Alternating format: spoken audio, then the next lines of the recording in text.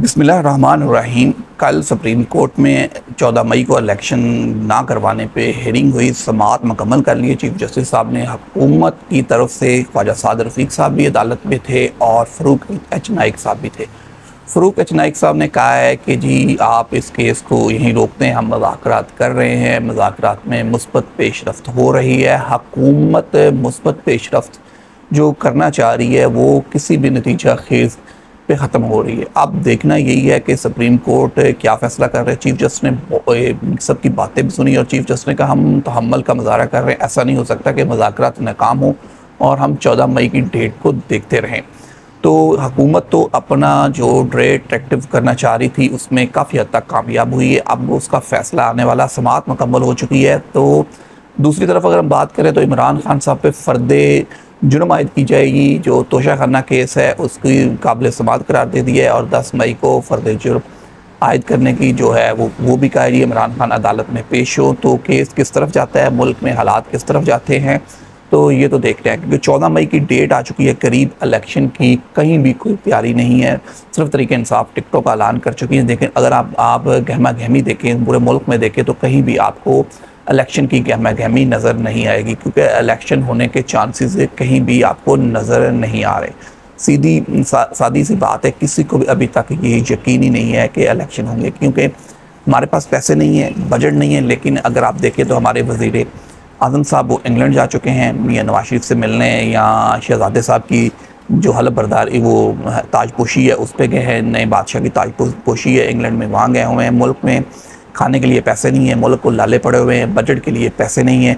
कल supreme court में भी बजट की बात हुई, हम IMF से माहिदे की बात हुई। तो हुकूमत किसी भी तरह किसी भी तौर पे इलेक्शन के लिए तैयार नहीं है। मुज़ाकरात की जो बात है वो तो तरीक़े इंसाफ ख़त्म कर चुकी है। उन्होंने कहा जी 14 मई से पहले अगर असम्बलियाँ तहलील करेंगे तो मुज़ाकरात होंगे, उसके अलावा किसी चीज़ पे कोई बातचीत करने के लिए हम तैयार नहीं हैं।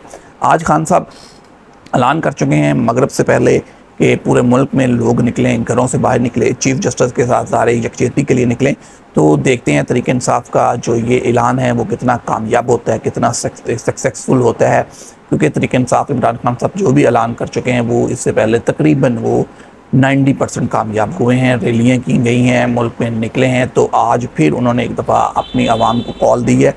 तो देखते हैं आवाम इमरान खान की कॉल पे लबैक करती है, नहीं करती। चीफ जस्टिस के साथ सारे यकजहती के लिए बाहर आती हैं, क्योंकि अगर अवाम का मूड क्या है ये आज पता चलेगा। अवाम इलेक्शन के लिए कितनी तैयार है, क्योंकि अवाम, अगर आप आम सतह पर जाके देखें तो अवाम इलेक्शन के लिए ज़हनी तौर पे तो बिल्कुल तैयार नहीं है, क्योंकि उन अवाम को भी ये उम्मीद है कि कोई भी इस मुल्क में इलेक्शन नहीं करवाना चाहता। तो दूसरी तरफ अगर बात करें तो बिलावल भुट्टो साहब इंडिया गए हुए थे। इंडिया में बिलावल भुट्टो साहब, पाकिस्तान की तरफ से बिलावल भुट्टो साहब ने बड़ी अच्छी कोशिश की, वो इंडिया गए, जज्बा खैर साली के तौर पे गए। लेकिन इंडिया ने जो बिलावल भुट्टो के साथ सलूक किया है वो इस तरह का सलूक नहीं होना चाहिए।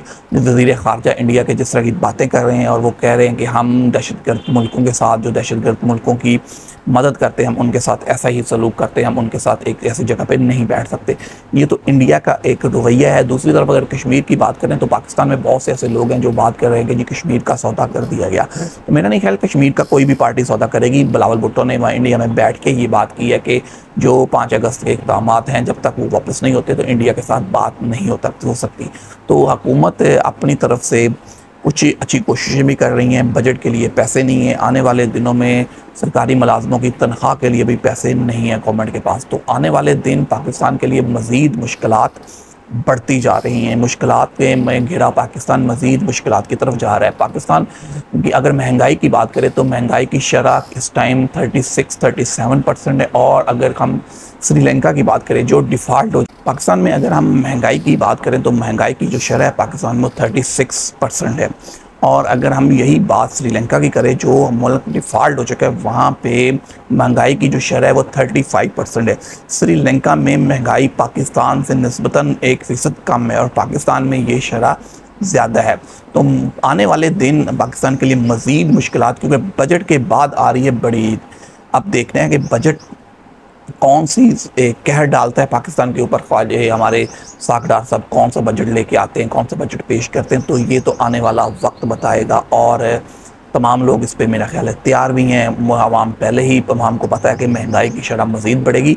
तो फ़िलहाल देखते हैं कि जो सुप्रीम कोर्ट ने समाअत मुकम्मल की है इस पर क्या फ़ैसला आता है। हुकूमत के लिए मुश्किलात बढ़ती हैं, लेकिन अगर हम आपको अंदर की खबर ये बताएंगे कि शहबाज शरीफ ज़हनी तौर पर तैयार हैं, वो अपनी बली जो कुर्बानी देने के लिए तैयार हैं। शहबाज शरीफ फैसला कर चुके हैं कि हम सुप्रीम कोर्ट की बात नहीं मानेंगे, तौहीन अदालत हो, मुझे नाअहल किया जाए, 5 साल के लिए मुझे नाअहल किया जाए, क्योंकि इस असम्बली में तो मैं वापस आने के लिए नहीं आऊँगा, क्योंकि इलेक्शन इतना पॉसिबल नहीं है। तो आने वाले 5 सालों के बाद फिर चांस मिलेगा, तो मैं तब तक इलेक्शन होंगे, तब तक मैं अहल भी हो जाऊँगा, तब वापस आऊँगा। तो एक हमारे लिए अच्छा बयानिया भी बन जाएगा। तो हमें कुर्बानी देनी चाहिए, हमें सुप्रीम कोर्ट के साथ महाजराई करनी चाहिए, सींग फंसाने चाहिए। तो मुस्लिम लीग नून शहबाज शरीफ ये फैसला कर चुके हैं कि हम बात नहीं मानेंगे, और बात अगर कुर्बानी की आई तो कुर्बानी देंगे। तो देखते हैं कि किस तरह और आने वाले वक्तों में मज़ीद क्या होता है। हम मज़ीद भी इस पर बात करेंगे, मज़ीद हम हल्कों की टिकटों की बात करें, जिस तरह हमने फैसलाबाद की बात की, हम नारोवाल की बात करें, मुख्तलिफ जगह की भी बात करेंगे। आज के लिए फ़िलहाल इतना ही, मुझे दीजिए इजाज़त। अल्लाह हाफिज़।